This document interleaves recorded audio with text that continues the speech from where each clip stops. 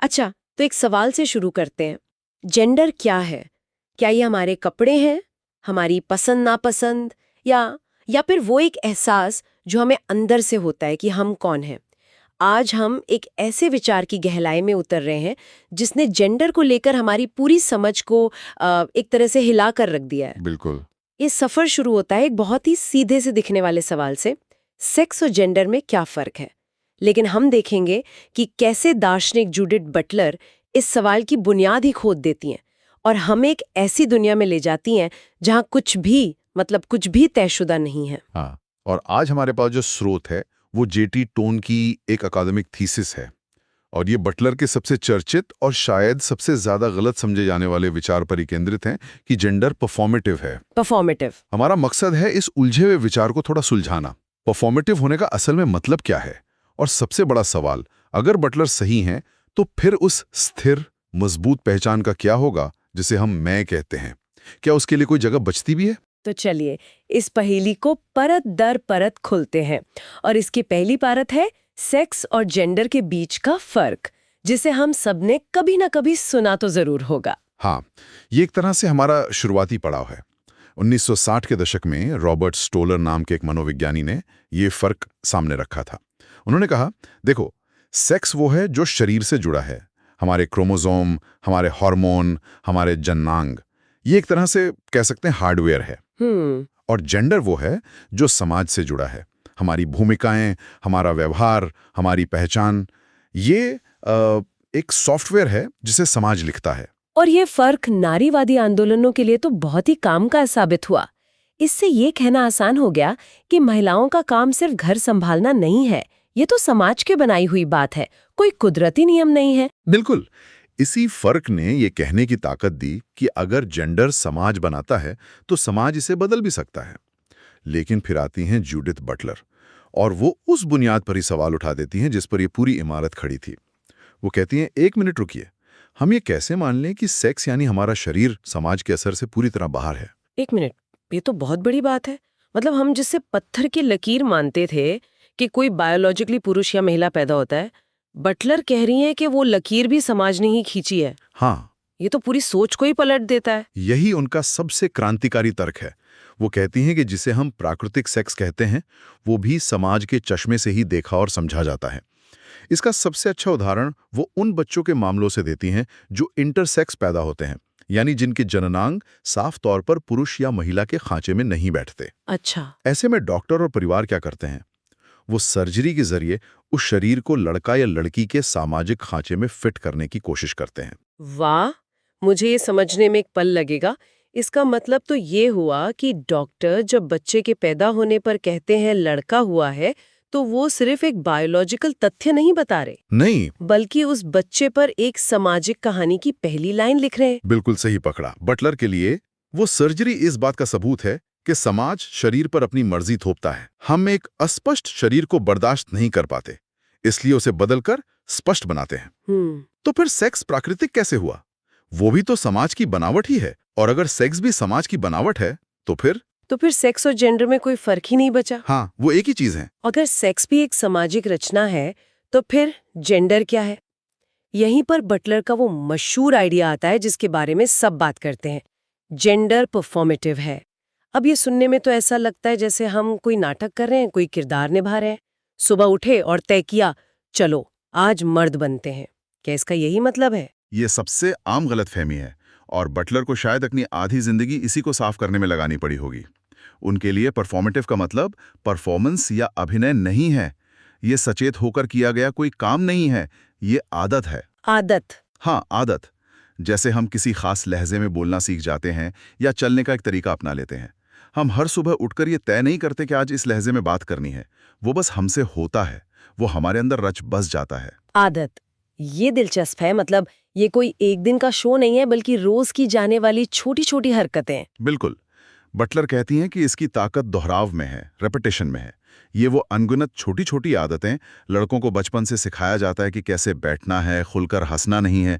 लड़कियों को सिखाया जाता है कि कैसे धीरे बोलना है, कैसे शर्माना है, जो बार बार दोहराकर हमारी पहचान का हिस्सा बन जाती हैं। और फिर ये हमें असली लगने लगता है। हाँ, हम ये सब इतना ज्यादा करते हैं कि ये हमें असली और कुदरती लगने लगता है। एक मिनट, यहाँ मैं थोड़ा उलझ रही हूँ।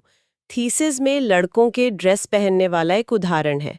अगर सिर्फ बार बार ड्रेस पहनने से समाज का नजरिया बदल सकता है तो ये तो बहुत आसान लगता है, लेकिन असल में तो ऐसा करने पर उस लड़के का मजाक उड़ाया जाएगा, उसे परेशान किया जाएगा।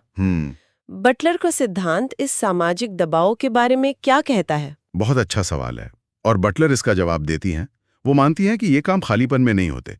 समाज के नियम, जिन्हें वो हेट्रोनॉर्मेटिव मैट्रिक्स कहती हैं, हमेशा हम पर दबाव डालते हैं। Heteronormative matrix? हाँ, ये नियम तय करते हैं कि कौन सी हरकत सही है और कौन सी गलत। जब कोई लड़का ड्रेस पहनता है तो वो इन नियमों को तोड़ता है और समाज उसे सजा देता है, मजाक उड़ाकर, ताने मारकर। सही बात है। इसीलिए बदलाव इतना मुश्किल है। बदलाव के लिए सिर्फ एक इंसान का नियम तोड़ना काफी नहीं, बल्कि बहुत सारे लोगों को लगातार पीढ़ियों तक उन नियमों को तोड़ना पड़ता है, जब तक कि वो नियम ही कमजोर ना पड़ जाएं। ठीक है, तो जेंडर हमारे बार बार किए जाने वाले कामों से बनता है, पर इससे हमारी पहचान का क्या होता है? क्या मेरे अंदर कोई असली मर्द या औरत नहीं है जो ये सब काम कर रहा है? बिल्कुल, और यहीं पर बटलर का विचार और भी गहरा हो जाता है। इसे ऐसे समझिए, क्या कोई डांसर नाचने से पहले मौजूद होता है? नहीं, नाचने से ही तो कोई डांसर बनता है। बस, बटलर के लिए जेंडर भी ऐसा ही है। कोई औरत या मर्द पहले से अंदर मौजूद नहीं है। हम औरत या मर्द होने की क्रिया को लगातार करके ही वो पहचान बनाते हैं। कर्ता काम से ही पैदा होता है। कर्ता काम से पैदा होता है? तो आपके सवाल का जवाब है नहीं। बटलर के अनुसार कोई आंतरिक या असली जेंडर नहीं है, सिर्फ जेंडर वाली हरकतें हैं जिनसे एक असली पहचान होने का भ्रम पैदा होता है। ये मानना तो बहुत मुश्किल है कि हमारे अंदर कोई स्थिर पहचान नहीं है, और ये विचार खास तौर पर उन लोगों के लिए बहुत बड़ी समस्या खड़ी करता है जो ट्रांस पहचान वाले हैं। हाँ। उनका तो पूरा अनुभव ही इस बात पे टिका होता है कि उनके अंदर एक पहचान है जो उनके शरीर से मेल नहीं खाती। हाँ, और यही बटलर के सिद्धांत की सबसे बड़ी और सबसे जरूरी आलोचना है, जिसका जिक्र इस थीसिस में भी है। प्रॉसर जैसे आलोचक कहते हैं कि बटलर का सिद्धांत ट्रांस लोगों के असल अनुभवों को नजरअंदाज करता है। हाँ, ये बात तो बहुत वजनदार लगती है, क्योंकि अगर हम किसी ट्रांस व्यक्ति के अनुभव को सुने तो वो अक्सर यही कहते हैं कि मैं हमेशा से अंदर से एक औरत थी, भले ही दुनिया मुझे मर्द समझती रही हो। ये हमेशा से होना बटलर के लगातार बनने वाले आइडिया के ठीक उल्टा है। इन दोनों में तालमेल कैसे बिठाया जा सकता है? यही सबसे बड़ा टकराव है। प्रॉसर कहते हैं कि ट्रांस अनुभव एक गहरी, स्थिर और आंतरिक जेंडर पहचान से ही शुरू होता है। वो इसकी तुलना बॉडीली एग्नोजिया नाम की एक न्यूरोलॉजिकल हालत से करते हैं। बॉडीली एग्नोजिया? हाँ, इसमें इंसान अपने शरीर के किसी हिस्से को अपना नहीं मान पाता। वो कहते हैं कि ट्रांस लोगों का अनुभव कुछ ऐसा ही है, शरीर और मन के बीच एक गहरा अलगाव। उनके लिए जेंडर बदलना कोई बाहरी परफॉर्मेंस नहीं, बल्कि अपने असली स्व को शरीर के साथ मिलाने की एक जरूरत है। और बटलर ने तो अपने सिद्धांत को समझाने के लिए ट्रांस लोगों और ड्रैग के उदाहरण भी दिए थे। उन उदाहरणों की भी काफी आलोचना हुई है ना? बिल्कुल। आलोचकों का कहना है कि बटलर इन अनुभवों को उनके असली संदर्भ से निकालकर सिर्फ अपने एकेडमिक तर्क को मजबूत करने के लिए इस्तेमाल करती हैं।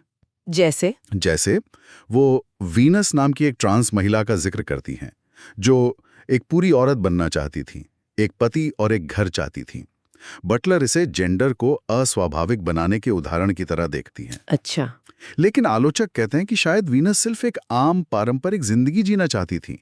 वो जेंडर के नियमों को तोड़ नहीं रही थी, बल्कि उन्हें अपना रही थी। और ड्रैग के बारे में क्या? बटलर ड्रैग को एक ऐसी पैरोडी के रूप में देखती हैं जो असली जेंडर पहचान के विचार का ही मजाक उड़ाती है। उनके अनुसार ड्रैग हमें दिखाता है कि हर जेंडर असल में एक नकल ही है। सही बात है। मैंने कई ड्रैग शोज देखे हैं और वहाँ का माहौल किसी राजनीतिक सेमिनार जैसा नहीं है, बल्कि एक जश्न जैसा होता है। तो बटलर का विश्लेषण वहाँ थोड़ा अधूरा लगता है। बिल्कुल। आलोचक यही कहते हैं कि ड्रैग हमेशा जेंडर की मुक्ति के बारे में नहीं होता है।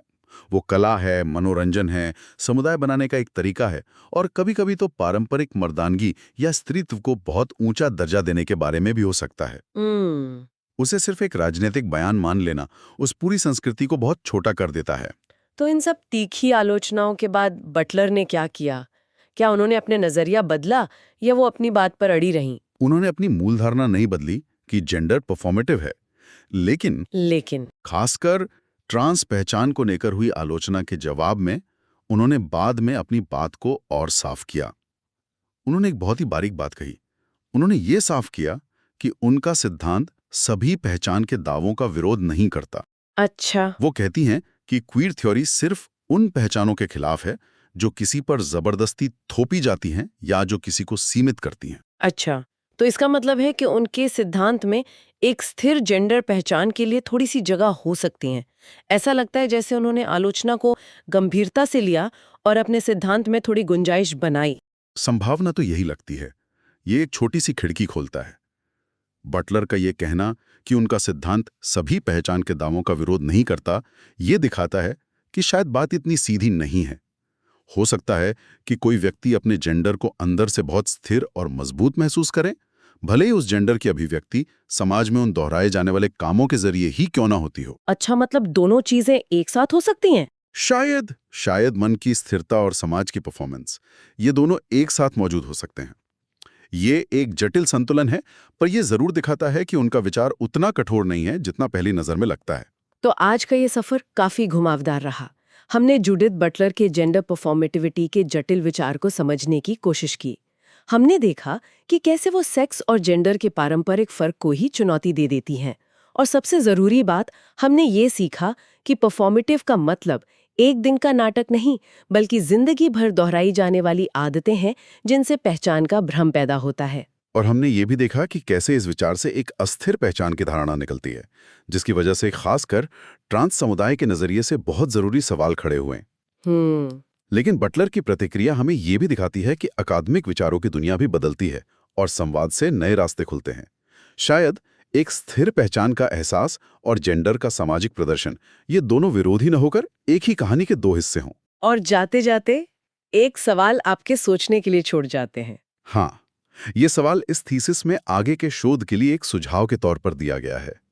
हमारी आज की पूरी चर्चा और बटलर का ज्यादातर काम भी पुरुष और महिला के द्विआधारी ढांचे के इर्द गिर्द घूमता है। हाँ, बाइनरी। लेकिन दुनिया में, खासकर दक्षिण एशिया में, ऐसी कई संस्कृतियां हैं जहां ऐतिहासिक रूप से 3 या 5 जेंडर को भी मान्यता दी गई है, जैसे हिजड़ा समुदाय। सही बात है। सवाल यह है कि अगर हम उस नजरिए से देखें जहां जेंडर का ढांचा ही 2 से ज्यादा हो, तो जेंडर परफॉर्मेटिविटी की हमारी समझ कैसे बदलेगी? क्या जेंडर तब भी उसी तरह दोहराव से बनता है या उसके बनने की प्रक्रिया कुछ और होती है? ये सोचने वाली बात है।